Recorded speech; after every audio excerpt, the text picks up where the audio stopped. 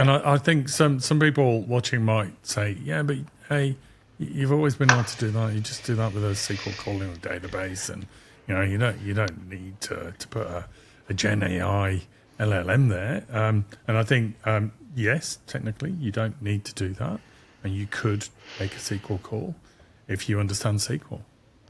But if you don't understand SQL, and if you want an interaction experience with something that's using natural language, then absolutely this is a really valid use case. Yeah, this is a very interesting topic that I find myself constantly discussing with people. I would say at least a couple of times per week in recent weeks.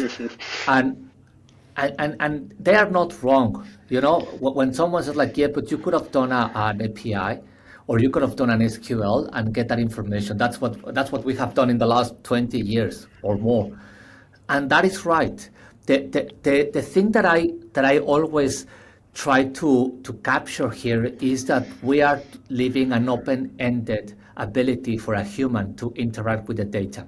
So yes, you can run an SQL, and yes, you can filter out, and you can do whatever your UI allows you to do, whatever was designed by whoever designed the UI, and for end user, for business persona, to be able to go beyond that point, then it is impossible. They need to ask for a change request. They need to ask for a capability, and then projects need to be started. Yeah. What we are talking about with generative AI is having that open-ended capability to allow humans to interrogate their own data in their own natural way of talking, without having to worry about UIs, without having to worry about buttons or drop-down menus. Just ask the question. Something internally is going to interpret and understand your intent, and is going to give you your answer back. That is something quite novel that has never been seen in the history of IT ever.